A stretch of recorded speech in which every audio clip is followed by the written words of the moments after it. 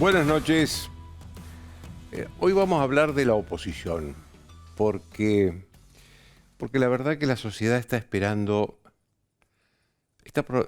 una alternativa distinta de la realidad triste, lamentable que le toca vivir.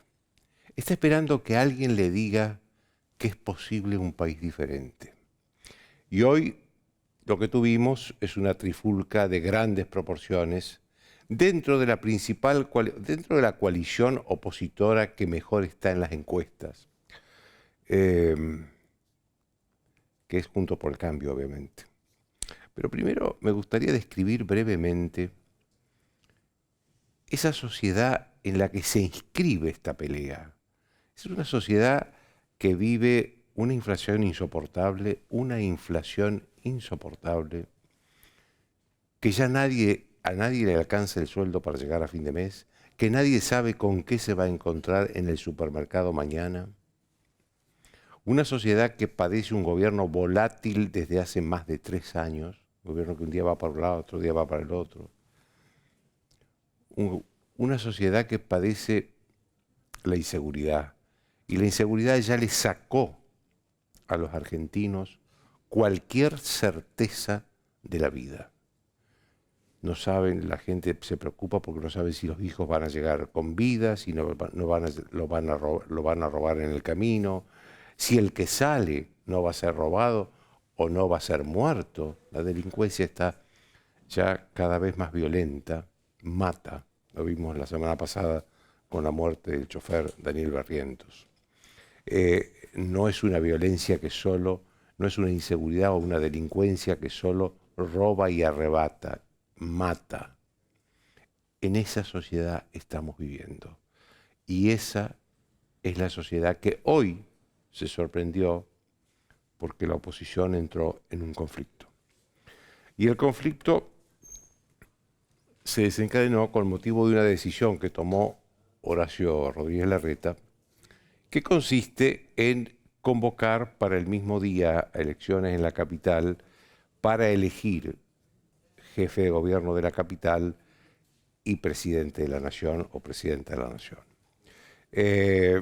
Históricamente, en la capital la elección siempre fue distinta, el jefe del gobierno de la capital y la del presidente de la nación, salvo la elección del 2019 que fue junta. Pero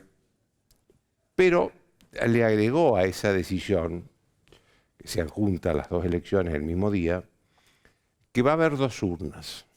Una con boleta sábana para elegir el presidente de la nación, porque así está la legislación nacional, y otra con boleta única, porque así efectivamente es la legislación de la capital. Es decir, va a haber 2 urnas en la misma aula para que la gente vote por 2 cosas, para el jefe de la capital y para el presidente de la nación.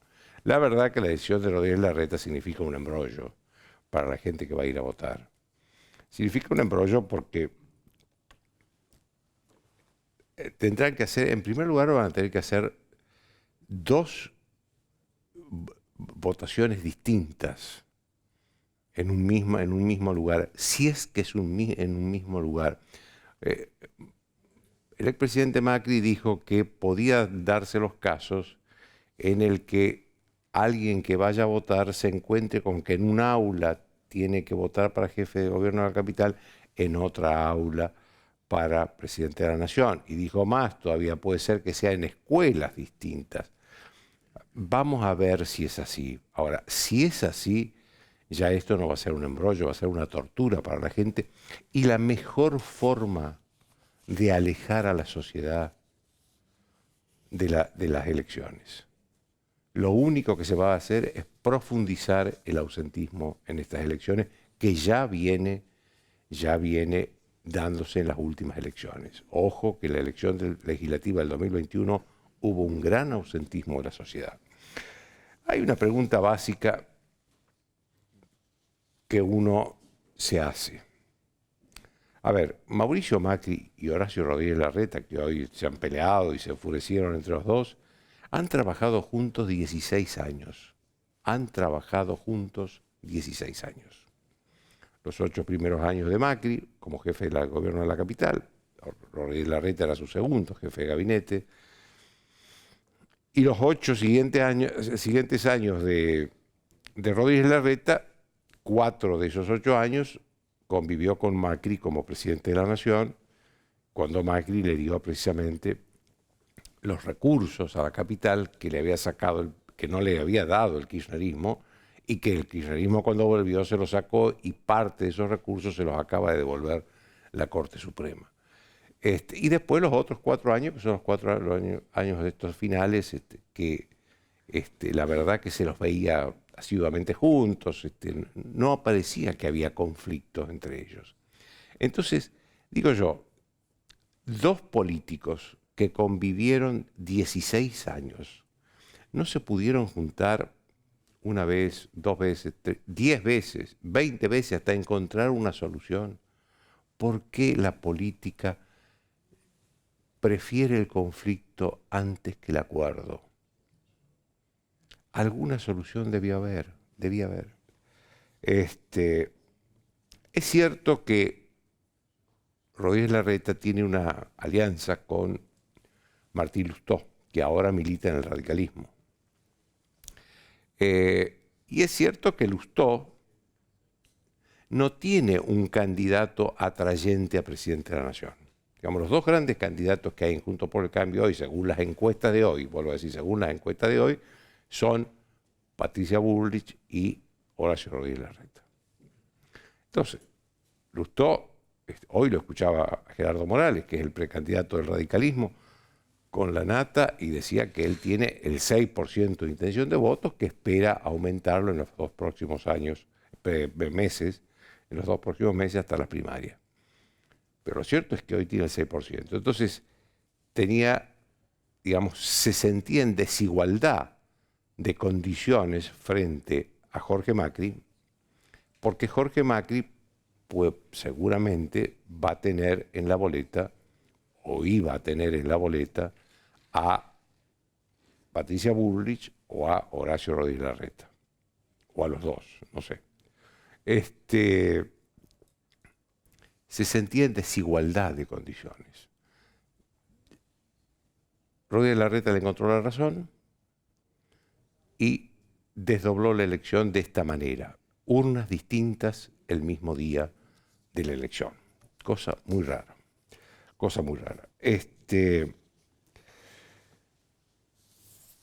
Porque además podría haber hecho lo que sucedió históricamente en la capital, que se votaron en 2 días distintos. Si quería hacer esto, se hubiera votado 2 días distintos. Y en eso Macri no podría haberle hecho ningún reproche, porque durante gran parte de la gestión de Macri se votó, salvo la última vez del 2019, se votó siempre un día para jefe del gobierno de la capital, otro día para presidente de la Nación. Hubiera sido más clara la situación y se hubieran evitado estos escándalos y estos reproches. Pero Rodríguez Larreta sabía que Macri se iba a enojar. Macri se lo adelantó. Ahora, si estamos ante una situación que ha sucedido muchas veces en la historia del mundo, hay un viejo consejo que se le da a los que quieren ser líderes, que para ser líderes tienen que matar al padre. Es algo legítimo. Pero yo creo que en este momento, y vuelvo a lo que decía al principio, con esta sociedad tal como está, eso se debió postergar. La sociedad hoy no está queriendo ver a un hijo político matar a su padre político. Está queriendo decir qué va a ser de este país cuando ellos lleguen al gobierno, si es que llegan al gobierno. Eso está queriendo la sociedad. Una luz de esperanza. Aquí la presencia que más provoca polémica es la de Jorge Macri, porque es primo de Mauricio Macri. Ahora debemos reconocer que Jorge Macri en 8 meses construyó una candidatura cuando ya su primo, Mauricio Macri, era un expresidente que estaba en la FIFA, en el Mundial de Qatar, andaba por ahí. Construyó una candidatura a jefe de gobierno. Rodríguez Larreta tuvo 8 años para construir un relevo. Y la verdad que la alternativa que él ha dado, que es la de Fernán Quirós, y quiero hacer una aclaración, Fernán Quirós es la mejor persona que yo conocí en la política argentina. Como persona es inmejorable. Ahora, se ve que no tiene carisma, en las encuestas no mide lo suficientemente bien. Entonces, durante 8 años, Rodríguez Larreta no pudo hacer una candidatura alternativa. Entonces, Rodríguez Larreta quedó atrapado con el radicalismo y con Lustó porque no quiere que un Macri quede a cargo del gobierno de la capital. Yo creo que esta es la cuestión de fondo. Horacio Rodríguez Larreta no quiere que un Macri quede como jefe de gobierno. Por supuesto, nadie discute que Rodríguez Larreta tiene facultades para elegir el día de la elección y para elegir la forma de la elección. Lo que pasa es que esas facultades no se pueden tomar en el vacío, tienen que estar vinculadas a las necesidades de la gente, porque si no son facultades que se aplican alejadas de la necesidad de la gente común.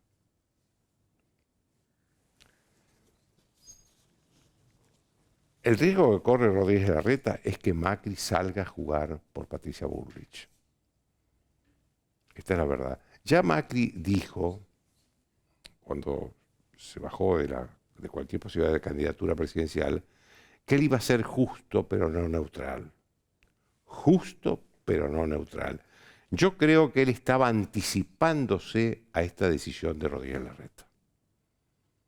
Estaba anticipándose a esta decisión. Hay otro problema, porque Mauricio Macri dice que lo que está haciendo Rodríguez Larreta puede terminar en la entrega de la capital al radicalismo. A ver, ¿cómo está la situación hoy en el país? Juntos por el Cambio tiene 4 distritos que gobiernan.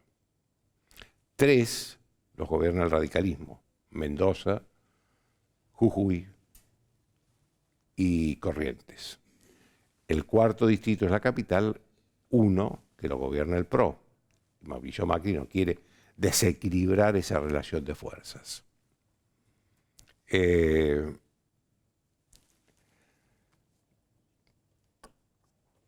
Yo creo que el otro problema como consecuencia de esto que tiene Rodríguez Larreta es que se enemistó con gran parte de los dirigentes de PRO y de lo mejor de los militantes de PRO. No sé, de esto voy a hablar con Cristian Ritondo, que está en el estudio ya.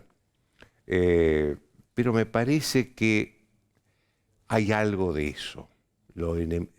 Digamos, se diferenció. Por supuesto que recibió la adhesión inmediata de la cúpula del radicalismo y de Elisa Carrió. Más que nada porque tanto la cúpula del radicalismo como Elisa Carrió vienen distanciados de Mauricio Macri. Me parece que metió un exceso de internismo dentro de PRO. El kirchnerismo salió a celebrar, dice que esto lo beneficia. A ver, yo creo que ya a esta altura del partido al kirchnerismo no lo beneficia nada. Electoralmente no lo beneficia nada. Pero sí creo que estas cosas lo benefician a Javier Milei. ¿Por qué? Porque esto, para la gente común, confirma el discurso de Milei de que la casta solo se ocupa de los problemas de la casta y no de los problemas de la sociedad. Ojo con eso, ojo con eso. El conflicto que desató Rodríguez Larreta puede tener consecuencias que ni nos imaginamos. A ver, Juntos por el Cambio, yo decía recién que es la coalición opositora que mejor posicionada está en las encuestas. Esta es una parte de la verdad. La otra parte de la verdad es que Juntos por el Cambio hace varios meses que no crecen las encuestas. Si a eso le agregan peleas internas, luchas internas, guerras por el predominio de uno u otro, no van a contribuir al crecimiento de Juntos por el Cambio, ¿eh? No van a contribuir. A ver, lo que los políticos deben entender es que la sociedad está cansada, está harta de ellos, sean del color político que sean. Esto es lo que deben comprender los políticos. Y lo que está pasando en Juntos por el Cambio, en el PRO, no contribuye, o contribuye más bien a la fatiga de la sociedad, a la desesperanza y al pesimismo. Después de una pausa de 1 minuto, Cristian Ritondo.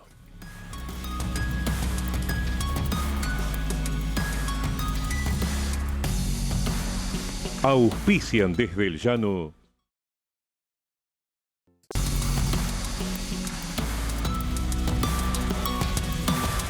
Todos sabemos lo que representa para la logística de una empresa una flota moderna de vehículos. Por eso, a la hora de renovar el parque automotor, piense en el especialista. Adrián Mercado, Subastas Online.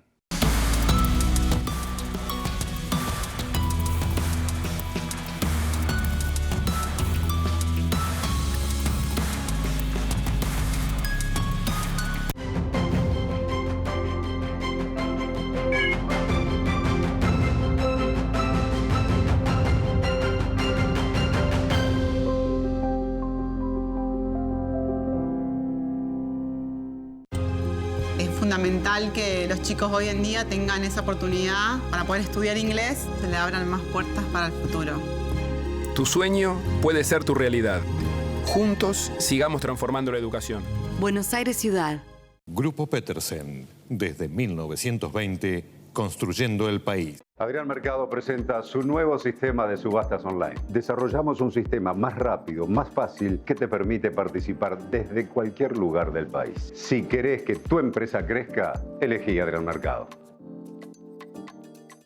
Capacitate de forma fácil y gratuita. Accede al Instituto Legislativo de Capacitación Permanente en legislatura.gov.ar. Legislatura porteña. Nos une la ciudad.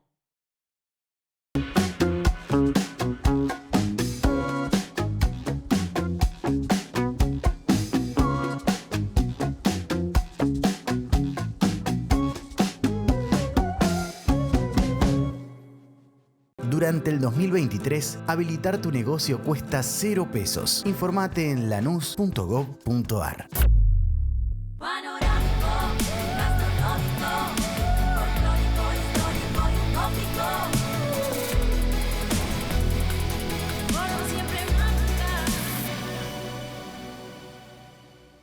En Tigre, más obras que nunca. Tigre, municipio. En OSDE, lo más importante para nosotros es y será siempre saber contener. Me olvidé de pagar la luz que vence hoy. Tenés la app Ciudad para pagarlo online sin vueltas. En el Ciudad tenés todo para operar de manera simple, ágil y segura. Entrá al Ciudad, vení al banco que te banca. A la suerte hay que ayudarla. Con el Kini estás a 6 pasos de tus sueños. ¿Qué esperás para cumplirlos? 654-321 Kini 6.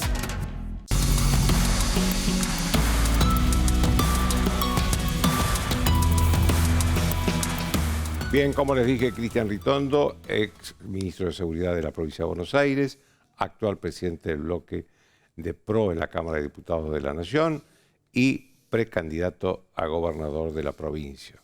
Todos los cargos, enorme. Bueno, muchos ex también. Lo primero que le quiero preguntar es su opinión sobre esto que acabo de hablar, la decisión de Rodríguez Larreta de hoy. Lo primero es que creo que es una discusión que sin duda se aleja de los problemas que hoy tienen los argentinos. Y es una discusión que seguramente mucha gente va a decir qué están discutiendo, pero realmente la discusión es sobre lo que nosotros creemos que representamos para la sociedad, que es esto de no cambiar las reglas. Eso se lo dejamos para el populismo y somos muy críticos de lo que ha hecho San Juan, Chubut, y lo que ha hecho el Chaco, que después fue A ver, pero suspendido. ¿cuáles son las reglas concretas? Las Porque reglas yo escucho mucho eso, pero ¿cuáles son las reglas que Es decir, cambió? primero simplificarle la vida a la gente cuando va a votar. Entonces, si uno tiene la decisión política de convocar el mismo día que se convoca las elecciones nacionales, se acoge a un régimen que es el del Código Electoral Nacional. Entonces, ese día no va a ir como se vota en la ciudad, porque dijo algunas de las cosas que podían pasar. Va a ser 2 sobres, son elecciones distintas, 2 autoridades de mesa distintas tienen que ser, porque una la rige la ciudad de Buenos Aires y otra la rige la justicia federal. Vamos a ir a cuartos juntos, puede ser si se autoriza, si no pueden ser cuartos separados. Entonces, tardar va a tardar mucho más, no es lo mismo primero agarrar la boleta presidente, senador y diputados. Además, una es boleta única, y después la otra es otro boleta... sistema, sentarse, poner las tachas, que capaz es una, capaz es 2 hojas, de acuerdo a la cantidad de candidatos que haya. Entonces, parece que nosotros no podemos ser críticos con esto cuando lo hace el populismo, cuando lo hace el peronismo y transforma en elecciones que acomoda a su gusto y placer, como lo hemos dicho, como todos nos hemos quejado por los cambios de regla en Chubut, en San Juan, en San Luis, en Salta y en el Chaco. Entonces, nosotros no podemos hacer lo mismo, porque la gente quiere que nosotros no seamos lo mismo. Entonces, yo creo que la decisión que ha hecho Horacio, para mí, está fuera de tiempo, creo que tiene que requerir de otros consensos, y aparte nosotros cambiamos la regla, no solamente para una interna de Juntos por el Cambio, no estamos discutiendo la regla esa, estamos discutiendo una regla donde Juntos por el Cambio, y ojalá si fuera, va a discutir un 50, un 52% y un 48% que representan distintas fuerzas. Yo no sé qué opina la izquierda, qué opina el peronismo, qué opina Avanza Libertad, que fue la tercera fuerza, ese 50%. Me parece que los cambios, y en años electorales, tienden a ser un fuerte consenso político. Y este no lo tuvo ni en el PRO, en el partido. ¿Hubo alguna negociación, algún intento de negociación? A ver, yo lo que tengo entendido, y lo ha hecho públicamente, por eso lo voy a contar, es que Horacio con María Eugenia lo habló. María Eugenia le dijo que se oponía a esta modificación y que lo iba a hacer expresar públicamente, que cuando estuvo con Mauricio Macri esto se habló y Mauricio se lo expresó también, y supongo que Patricia sabía porque era un comentario, pero hoy los 3 principales, junto con Horacio, los 3 principales dirigentes del PRO, Mauricio Macri, Patricia Bullrich, María Eugenia Vidal, se expresaron en contra de esto. Y se han expresado porque creo que es esto, cambia las reglas. Entonces, esto sí, después la gente, porque si no, nosotros nos comprometemos al cambio de regla, a que somos el cambio, no somos nada, pero después hacemos cosas similares a las que criticamos todos los días. Y me parece que esa es la corrección. Y por eso es tan fuerte la discusión. Tiene que ver con la forma que queremos gobernar, con la forma que queremos llevar, a qué vinimos a la política y el famoso para qué que discutimos. Sí, Cristian, pero ¿cómo cree usted que la sociedad va a recibir esto? Yo creo que es una advertencia, porque quedarse callado ante el cambio de reglas es si no cacareamos cuando lo hace otro, pero lo hacemos nosotros, entonces está bien. Y me parece que no son reglas de juego claras. Solo tiene que quedar claro que nosotros queremos una elección que sea simple para la gente, lo más rápido posible. ¿Queremos boleta única? Seguro, lo votamos en la Cámara de Diputados. Yo como presidente del bloque hicimos un gran esfuerzo con la Unión Cívica Radical, con la Coalición Cívica, con Partido del Medio, y sacamos, y en el Senado se trabó y está trabado ahí. Queremos boleta única. Ahora, en una elección o se vota con boleta única, se vota en el sistema tradicional, los dos mezclados, lo único que hacemos es perjudicar a la gente. ¿Cuánta gente va a votar en una sola mesa y después se va a ir a no votar en la otra? Porque se olvida, porque no puede, porque se le hizo tarde, porque la cola que duraba 15 minutos, media hora, va a ahora durar el doble. Digo, las últimas elecciones viene cayendo la cantidad de personas que participaron en las elecciones. Digo, entonces tenemos que buscar estímulo para que la gente vaya a votar, hacerse lo más cómodo, que pueda elegir la opción lo más rápido posible, no complicar. ¿Por qué cree que Rodríguez Larreta tomó esta decisión? Porque creo que tiene un compromiso que es de él y tomó esa decisión. Yo no veo... ¿Compromiso con quién? Con Martín Lustó y con la Unión Cívica Radical de la Ciudad de Buenos Aires. Que no fue compartida tampoco. Porque él no le dijo eso a María Eugenia Vidal. Por lo menos, digo, a ver, nosotros, yo más allá que Yo hace años que vengo trabajando en la provincia de Buenos Aires, tengo del grupo nuestro legisladores en la Ciudad de Buenos Aires, miembros del partido, del PRO en la Ciudad de Buenos Aires, asambleístas, funcionarios en el gobierno de la ciudad, con los cuales hablo diariamente. Nunca nadie me dijo esto, pero digo, a ver, el ministro de gobierno es Jorge Macri, más allá que sea un potencial candidato. Jorge Macri, al día de ayer, a las 11 de la noche, la última nota que yo vi, no sabía si se había tomado esta decisión o no. Y es el ministro político. ¿Hubiera sido distinto si el candidato alternativo no hubiera sido Jorge Macri? Por eso yo digo que hay que correr los personalismos, porque, pero porque lo conozco mucho a Mauricio Macri. He trabajado más tiempo que 16 años, porque en el 2003 Horacio Rodríguez Larreta fue el candidato a vicejefe de gobierno de Mauricio Macri cuando perdimos la primera elección. O sea que hace muchos años que venimos trabajando todos juntos.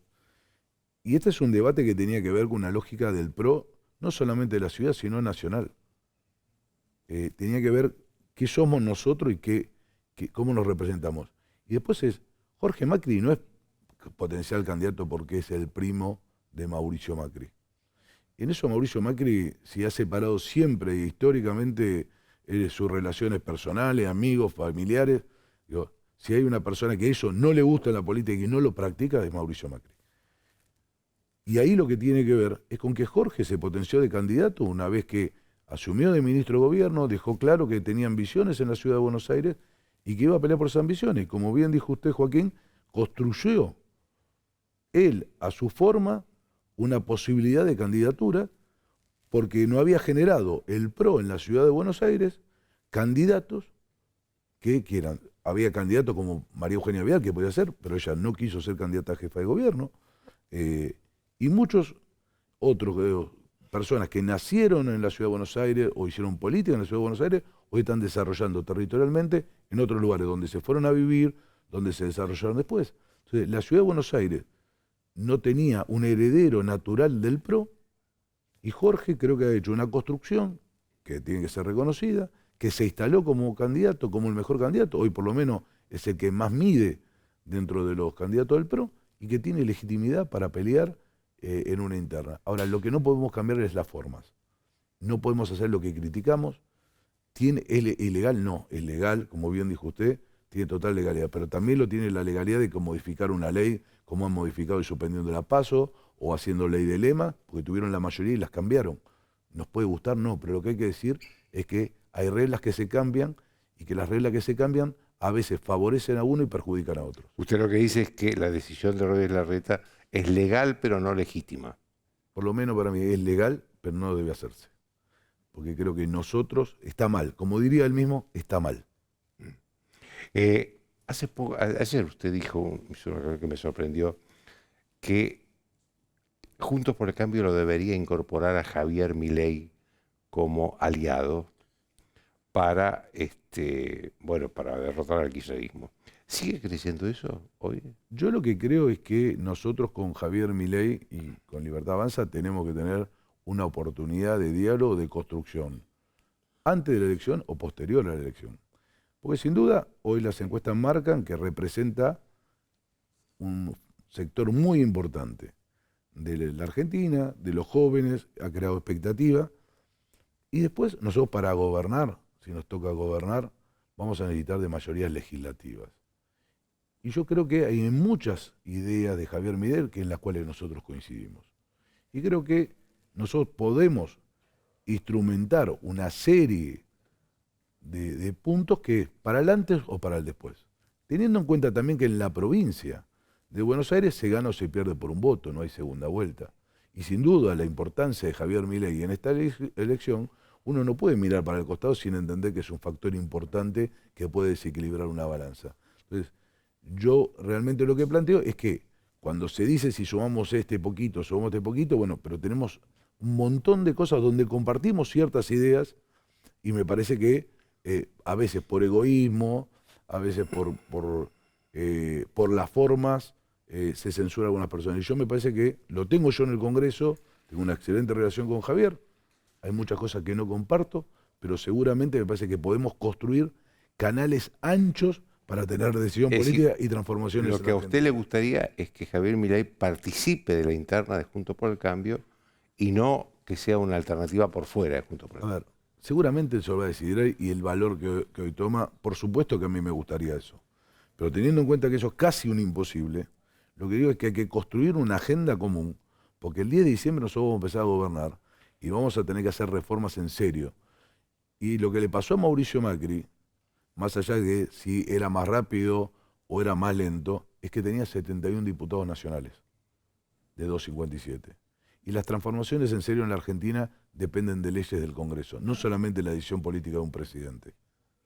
Y cuando se tiene que reformar, modificar la ley laboral para que la Argentina absorba un montón de gente que está sin trabajo, no se cambia con 116, se va a necesitar más de 129. Pero cuanto tengan mayor cantidad de votos, la va a dar más fortaleza jurídica. Y creo que todos necesitamos tener transformación en serio. Lo va a hacer en lo nacional, va a tener que ser en la provincia. La provincia de Buenos Aires tiene 15 empresas públicas que pierden muchísima cantidad de plata. Y esa es plata que se le resta al 50% de pobres que tenemos en la provincia de Buenos Aires. A los chicos que de 5 días tienen un promedio entre 3 y 4 días de clase en la escuela pública. Esa plata se le resta a la urbanización, esa plata se le resta a un montón de cosas. Son 15 empresas que no dan ni servicio de calidad y le cuesta millonadas a los bonaerenses. Déjeme que le haga algunas preguntas como exministro de Seguridad, hasta hace 3 años en la provincia de Buenos Aires. Yo tengo la impresión de que el narcotráfico, el narcomenudeo, ganó la guerra, la batalla en la provincia, en el conurbano sobre todo, y es el dueño de la calle. ¿Usted qué opina? Que este gobierno abandonó la pelea que dimos con María Eugenia Vidal en la provincia de Buenos Aires, con un fuerte acompañamiento y con la misma idea de Mauricio Macri y Patricia Bullrich. Nosotros decidimos del primer día dar una batalla frontal contra lo que eran las mafias y el narcotráfico, porque eso representaban sin duda la madre y el padre de todos los delitos en la provincia de Buenos Aires. El narcomenudeo toma barrios, se hacen dueños. El reflejo de muchos chicos es mirar a ese chico que se puede comprar una zapatilla porque vende droga y mientras él si va a trabajar, le roban el teléfono cuando se pone a hacer la cola del colectivo a las 5 de la mañana. Y él se siente, como dicen en ese barrio, él es un gil y el otro es el vivo. Y esa transformación cultural hay que hacerla diciendo, él es el que va a ir preso, vos vas a tener un trabajo digno. Y esa pelea que dimos, de haber entrado en los barrios con Lupisu, de poner a la policía en el medio del barrio, pero también era desenterrar la policía, los buenos y los malos. Pero cuando hay una sociedad donde el máximo referente que debería ser el presidente dice que el mérito y el esfuerzo no vale, cuando la meritocracia creen que se terminó, cuando empieza la pandemia y largan a los presos, en vez de ayudar a las personas que tienen que ir a trabajar, las mandan a aislarse. Cuando se premia 2 años sin clase y pasa como podés. Entonces el esfuerzo, el mérito, no estudié, no pasa nada, vas a pasar. Terminas con chicos que terminan la primaria sin saber leer, sin saber escribir, sin saber multiplicar, sin saber dividir, sin sumar y sin restar. No estamos diciendo que hable ya de comprensión de texto, y terminan un secundario sin comprensión de texto. Nosotros cuando teníamos los inscriptos en la policía de la provincia de Buenos Aires, no tenían comprensión de texto, Joaquín. Leían un artículo policial. Vi que ahora rechazaron como al 70-80% porque no estaban en situaciones psicofísicas, ni intelectuales, ni... El 90% de los inscriptos en la policía de la provincia de Buenos Aires lo teníamos que rechazar, o por lo psicológico, o porque no tenían comprensión de texto, o porque no tenían el secundario. Se anotaban entre 30 y 32.000. Y tenían condiciones para el ingreso a la escuela de policía 3.000, 3.200, 2.800. Entonces, este fenómeno del sistema educativo, también ahí es donde se ve. Pero después se ve en la competencia, en cómo salen a buscar un trabajo de operario cuando nunca le dieron robótica en una escuela secundaria. ¿Cómo entran de operario? Ya no estoy diciendo que entren de jefe, de un área, de lo mínimo que es robótica. Hoy yo veía en Lanús una escuela municipal que hizo Néstor Grindetti, donde tiene incorporada la robótica, pero para los chicos más chicos, pero también para que después más a la tarde vengan a hacer cursos los más grandes de las escuelas técnicas, para que entiendan que, digo, salir de una escuela técnica y no entender robótica es imposible. Pero los desafíos en la provincia de Buenos Aires los tiene la seguridad y los tiene la educación, porque van de la mano de la libertad. Sin seguridad y sin educación no sos libre. ¿Usted imaginó en algún momento que le iba a pasar lo que le pasó a su sucesor, a Sergio Berni, con los colectiveros? No, pues los dos tenemos distintas formas. No imaginé, para usted, digo, que iba a pasar con Berni eso. Yo creo que muchas veces uno tiene que tratar de entender en qué momento están las otras personas. Cuando muere un compañero, yo creo que hay que encontrar soluciones. Yo me pregunto por qué después que colocamos 1.200 cámaras con María Eugenia Vidal y que en los colectivos, ¿no? En los colectivos 1.200 unidades y hay un centro de monitoreo que está en el segundo piso del ministerio, ¿por qué no se continuó con esa política? ¿Pero esas 1.200 siguen funcionando? Dejaron de funcionar porque no pagaron el servicio, que es pagar un chip de teléfono, y terminaron con 73 a mediados del 2022. ¿Por qué no lo hicieron? ¿Cuántas cámaras funcionan hoy?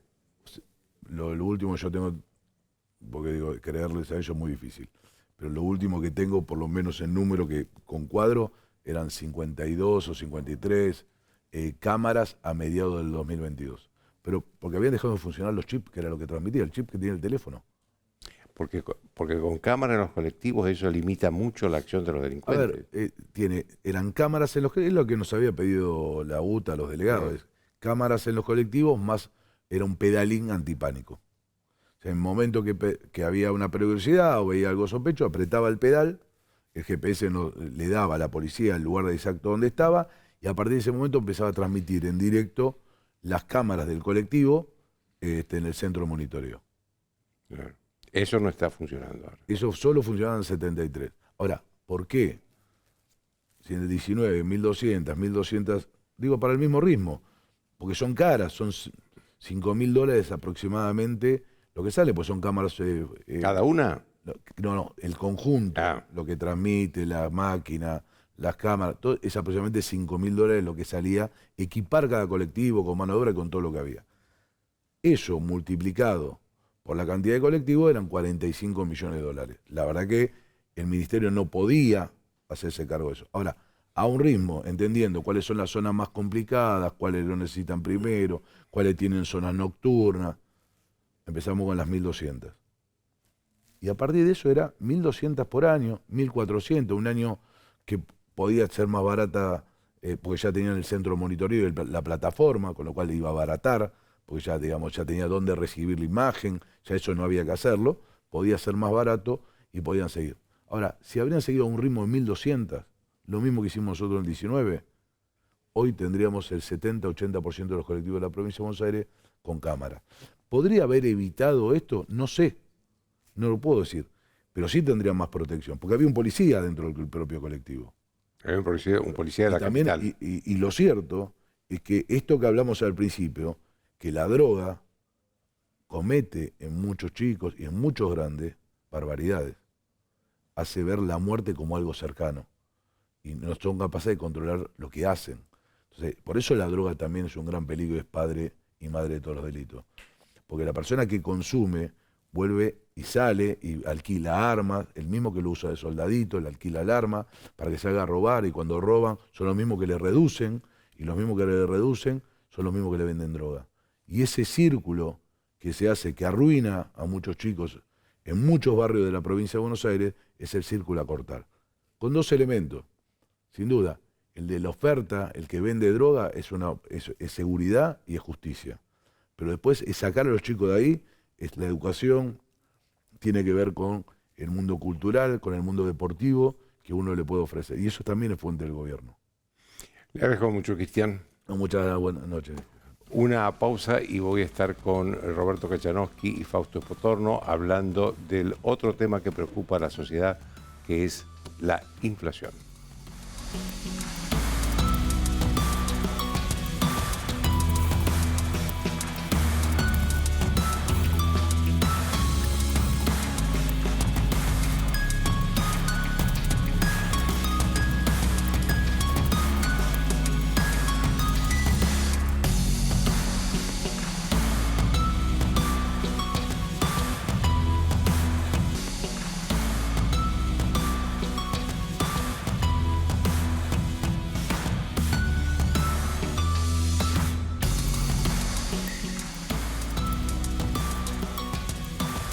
Bien, como les dije, estoy con Roberto Kachanowski y Fausto Espotorno, dos prestigiosos economistas, para hablar de un tema que es el principal tema de preocupación de la sociedad argentina, la inflación.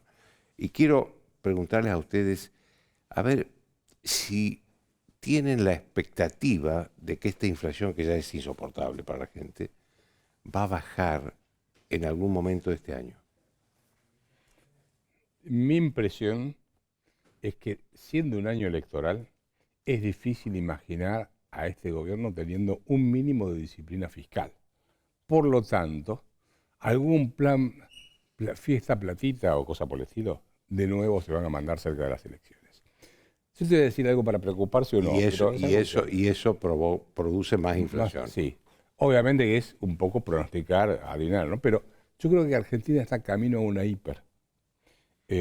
Esto es para el debate, obviamente, ¿no? Pero hiper, los economistas no lo definimos como un porcentaje a partir del cual es hiperinflación. Vos tuviste, no sé, en Venezuela, ¿cuánto fue? 20.000%, cosas por el estilo. Nosotros 4.000, o sea, pero los dos fueron hiperinflación. Hiperinflación es cuando vos tenés una aceleración en las remarcaciones de precios y en la huida del dinero de la gente. O sea, cuán rápido la gente se saca el dinero del bolsillo. Y yo creo que estás a un paso de entrar en un proceso de hiperinflación.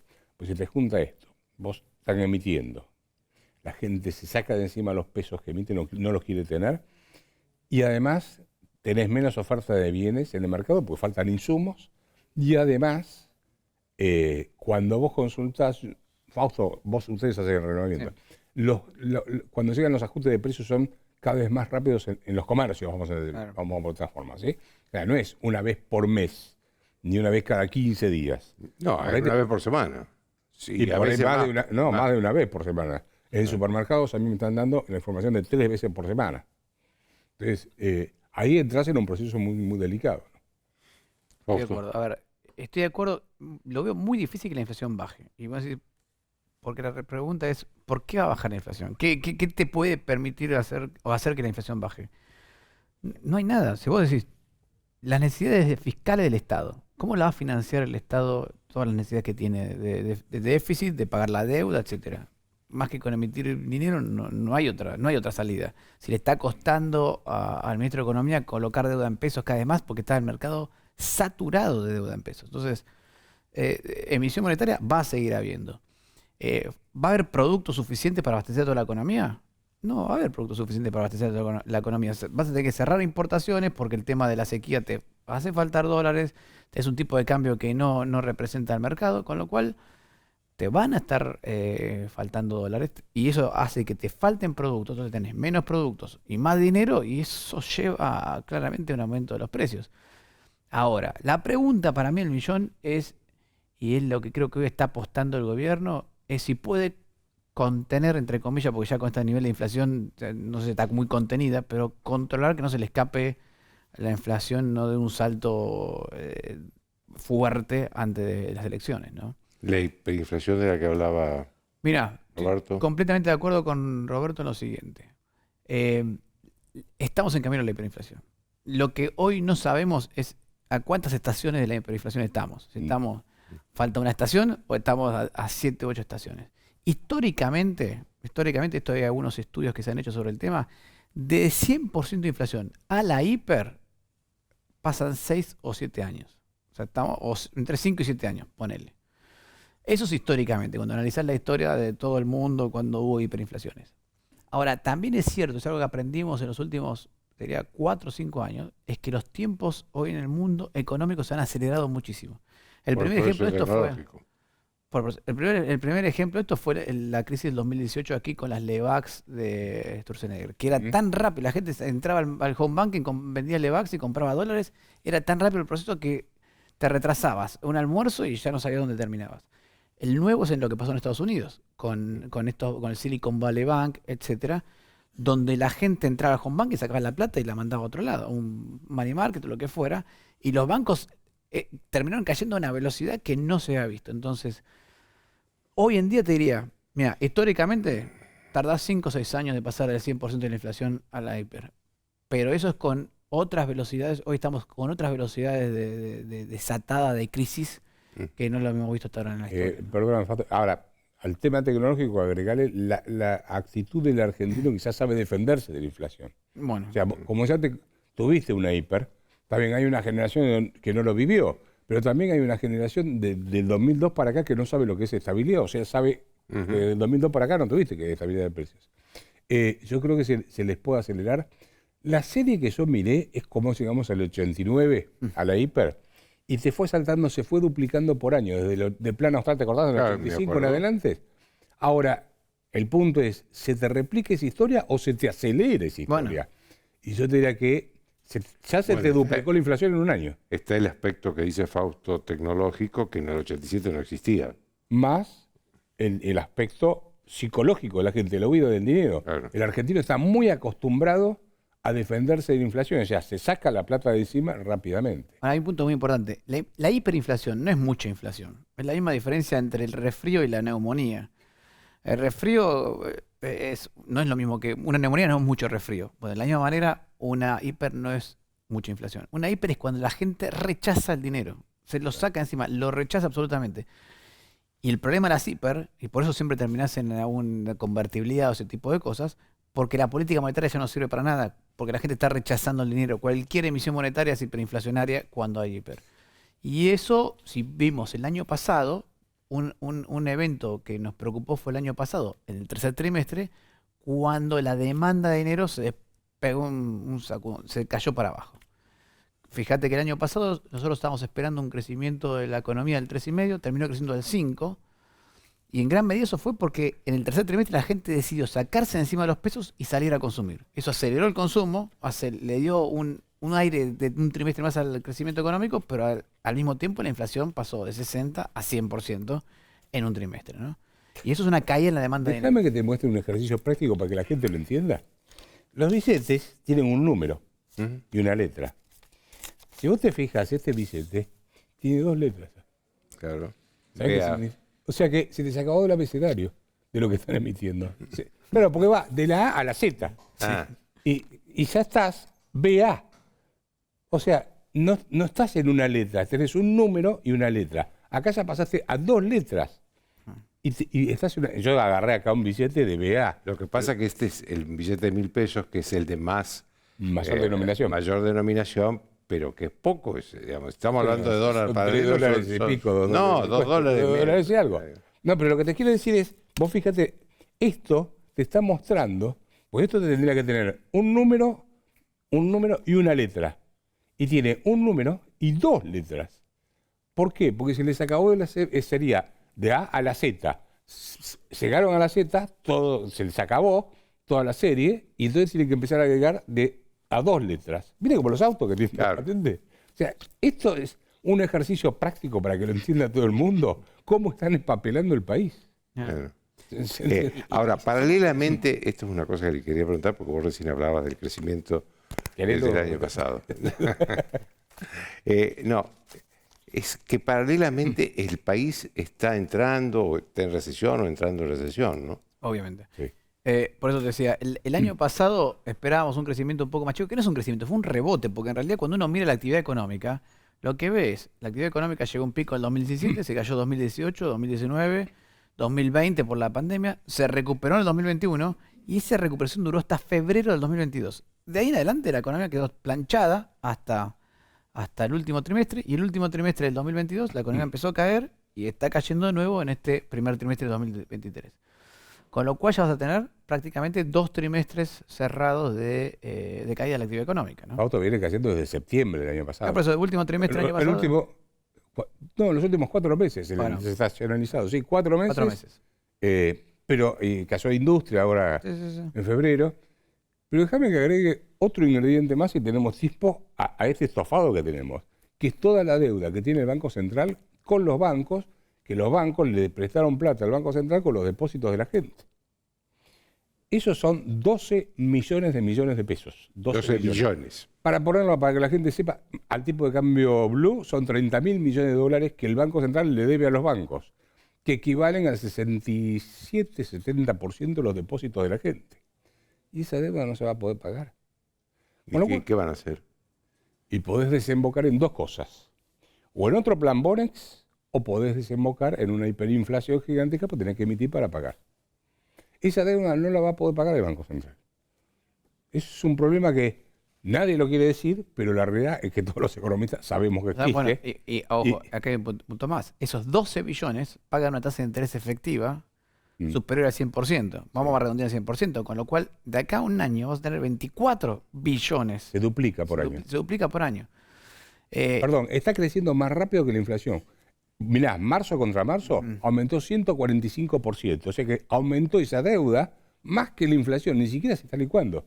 Si vos tenés un problema de deuda, más atraso en las tarifas de los servicios públicos, tipo de cambio al estilo que terminó en el Rodigazo y algo que terminó en la hiper del 89. O sea, tenés dos tormentas ahí que no las vas a arreglar retocando cositas. Muy bien, señores, les agradezco mucho que hayan estado acá. Muchas gracias. Una pausa.